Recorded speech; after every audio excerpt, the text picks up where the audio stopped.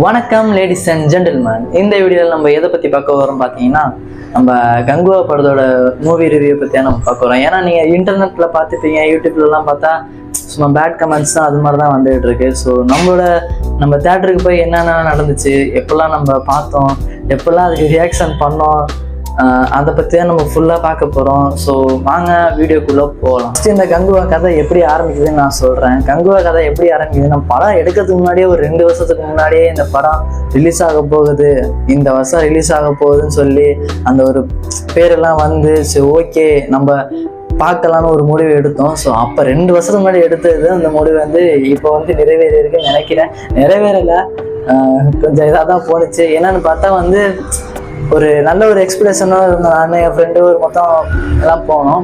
ஸ்டார்டிங்லேயே நல்ல ஒரு எக்ஸ்பிரஷன். ஏன்னா ஒரு போனோடனே என்ன நடந்துச்சுன்னு பார்த்தீங்கன்னா, 3 டிக்கெட் சொன்னால் அந்தால நான் 4 டிக்கெட்டாக போட்டு கொடுத்தான். நீங்கள் 4 டிக்கெட் தான் போக சொன்னீங்க, இல்லை நான் 3 டிக்கெட் தான் சொன்னேன்னு சொல்லிட்டு அப்பயே ஒரு என்ன நடந்துச்சு, சரி படம் நல்லா இருக்கும் போலக்கு போல இதாக இருக்குன்னு சொல்லிட்டு ஃபர்ஸ்ட் நாள் தேர்ட் ஷோ போனோம்.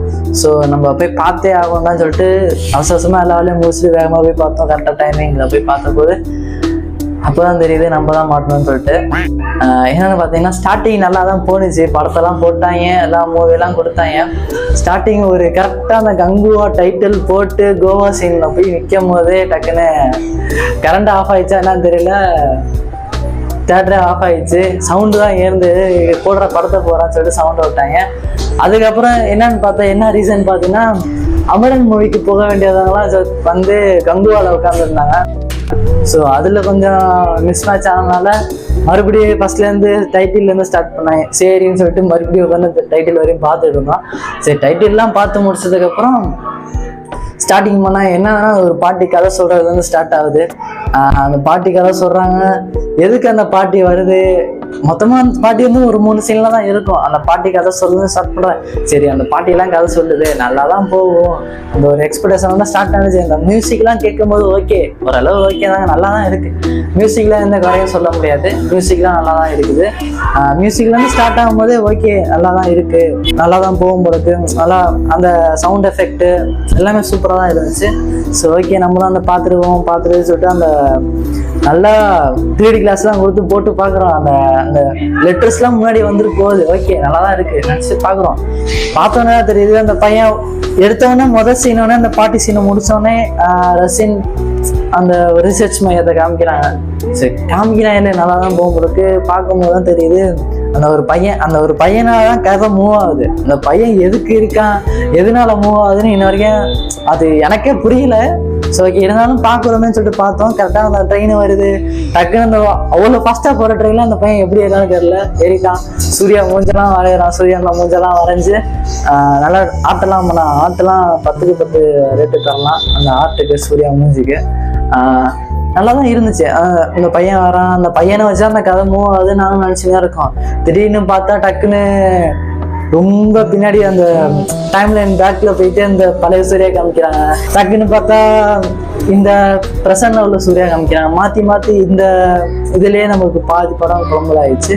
இருந்தாலும் படம் நல்லா தாங்க இருக்குது. நல்லா சவுண்ட் எஃபெக்ட்டு, மியூசிக்கு, கேரக்டர் வைஸ் எல்லாமே நல்லா தான் இருக்குது. இருந்தாலுமே கொஞ்சம் சில வேர்ட்ஸ்லாம் எனக்கு புரியவே இல்லை சுத்தமாக. தமிழில் புரியலையா இல்லை தமிழில் நமக்கு தெரியலையா என்னன்னு எனக்கு ஒன்றும் ஒழுங்காக தெரியல. ஆனால் ஓகே ஓரளவு எல்லாமே அந்த விஎஃப்எக்ஸ்லாம் நல்லா தான் இருந்துச்சு. ஒரு படத்தில் வந்து லொக்கேஷன் காமிக்கிறதே கொஞ்சம் கஷ்டம் தான். ஏன்னா நல்ல நல்ல லொக்கேஷனாக பழைய காலத்தில் இருந்த மாதிரிலாம் அந்த லொக்கேஷனு, அந்த மலை, அந்த இதெல்லாம் நிறைய காமிச்சாங்க. அதெல்லாம் சூப்பராக இருந்துச்சு. இருந்தாலுமே இன்னும் கொஞ்சம் பெட்டராக அந்த சவுண்ட் எஃபெக்ட்லாம், அந்த வாய்ஸ் எஃபெக்ட்லாம் கேட்கவே இல்லை. வெறும் அந்த எல்லாத்தையும் பிடிச்சி தட்டினா என்ன சத்தம் வருமோ அதெல்லாம் தட்டி விட்டுட்டு அந்த சவுண்டு மட்டும் தான் கேட்குறதே தவிர மற்றபடி நமக்கு அந்த வாய்ஸ்லாம் கேட்கறதில்லை. நம்ம பேசினாலே கேட்க மாட்டேங்குது. அப்படி நல்லா இருந்துச்சு. அந்த ஒரு சவுண்ட் எஃபெக்ட்னால அந்த வாய்ஸ் கொஞ்சம் இதாக இருந்துச்சு தவிர மற்றபடி மியூசிக்லாம் நல்லா தான் இருந்துச்சு. மியூசிக்லாம் நல்லா கேட்டு நல்லா ரசித்தேன். ஆனால் அந்த யூடியூப்ல ரிவ்யூ சொல்கிற மாதிரிலாம் ரொம்பலாம் பேடாலாம் இல்லை, நல்லா தான் இருக்குது, நல்லா எடுத்திருந்தாங்க. இருந்தாலும் இன்னும் கொஞ்சம் எஃபெக்ட் போட்டு நிறைய எடுத்துக்கலாமோ தோணுச்சு எனக்கு. அந்த இடத்துல நல்லா தான் ஒரு கரெக்டாக ஒரு ஒரு 10 நிமிஷம் கொஞ்சம் ஸ்லோவாக தான் போணுச்சு. ஏன்டா அந்த பையனை காமிக்கிறது, அந்த பையன் எதுக்கு வந்தான் எதுக்கு போறான் அதை காட்ட மாட்டான். அந்த பையனை காட்டுறாங்க, டக்குன்னு பார்த்தா பழைய காலத்துல ஒரு சூர்யா காமிக்கிறாங்க, டக்குன்னு பிரசன்ட்ல உள்ள சூர்யா காமிக்கிறாங்க, மாத்தி காமிச்சிருந்தாங்க. ஆனா மோஸ்ட்லி பார்ட் ஆஃப் டைம் அந்த அந்த பழைய சூர்யா தான் காமிச்சிருந்தாங்க. அந்த ஆதி காலத்துல உள்ள சூர்யா தான் காமிச்சேன். ஆதி காலத்துல உள்ள சூர்யா ஓகே. இந்த பிரசன்ட்ல ஒரு கேரக்டர்லாம் இருந்துச்சு, ஆனா எதுக்கு இருக்கு, எதுக்காக அந்த கேரக்டர் வச்சாங்க அது இன்ன வரைக்கும் யாருக்கும் தெரியும். ஏன்னா வந்து பிரசன்ட்ல முக்கியமான கேரக்டர் சூர்யா ஓகே. அந்த சூர்யா அந்த சின்ன குட்டியோண்டு பையன் தான் நினைக்கிறேன், பையன் அதெல்லாம் காமிச்சாங்க. அந்த ஹீரோயின் கேரக்டர் எதுக்காக இருக்குன்னே தெரியல.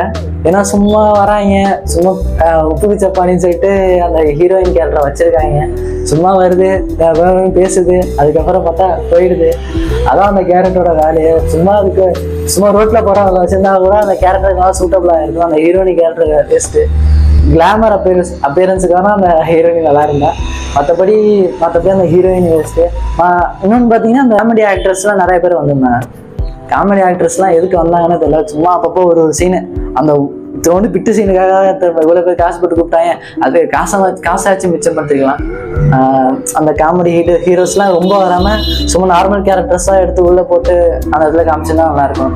இதுக்கு தேவையில்லாமல் காமெடி ஆக்டர்ஸ்லாம் கூப்பிட்டு வந்து அவங்கெல்லாம் அந்த ஒரு சீனுக்காக அந்த கூப்பிட்டு வராங்க, டக்குன்னு அந்த ஒரு சீனாக போயிடுறாங்க.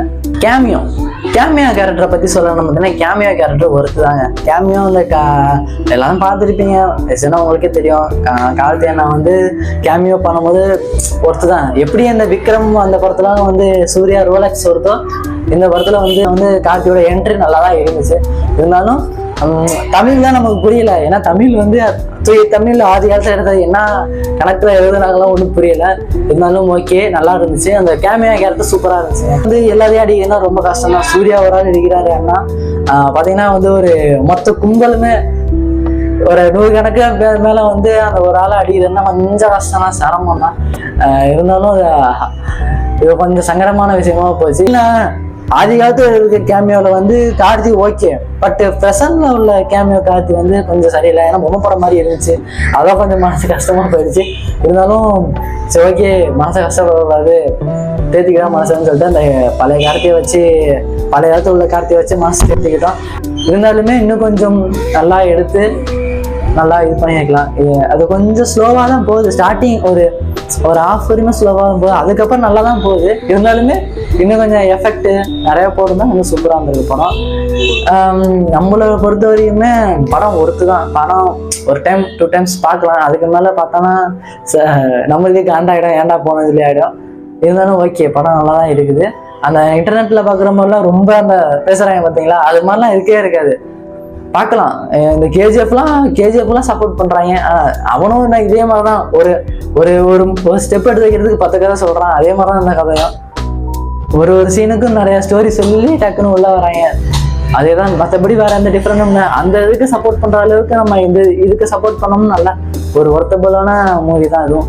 ஏன்னா நம்ம தமிழ் இண்டஸ்ட்ரியிலே வந்து யாரும் அழகா விஎஃப்எக்ஸ் தான் ரொம்ப போட்டு கொடுத்து இது மாதிரிலாம் எடிட் பண்ணல. சும்மா லவ் ஸ்டோரியை போட்டு ஓட்டுறது இழுக்கிறது தான் வேலையை தவிர மற்றபடி கொஞ்சம் டிஃப்ரெண்டாக ட்ரை பண்ணாலே என்ன பிரச்சனைனா போட்டு ரோஸ்ட் பண்ணிடுறாங்க எல்லாத்தையுமே. ஏன்னா படம் நல்லா இருந்தால் வேற மாதிரி பேசுறது, படம் நல்லா இல்லாட்டி நல்லா இல்லை கேவலம் மாத்திரம் அவன் யார் டேரக்டரு அப்படிலாம் கிடையாது, நல்லா தான் எடுத்துருக்காங்க. முடிஞ்ச வரைக்கும் பழைய காலத்தில் உள்ள மாதிரி காமிச்சிருக்காங்கன்னா கொஞ்சம் பெஸ்ட்டு தான். ஸோ நல்லா தான் இருக்குது. படத்தை உள்ள ட்ரை பண்ணி பாருங்கள். மறக்காமல் நம்ம சேனலை சப்ஸ்கிரைப் பண்ணி வச்சுக்கோங்க. அப்போ தான் நம்ம சப்ஸ்கிரைப் பண்ணாதான் நம்ம சேனல்லேருந்து போகிற வீடியோஸ்லாம் கண்டினியூஸாக வரும் உங்களுக்கு. மறக்காமல் சர்ப்ரைஸ் பண்ணுங்கள். தேங்க்யூ.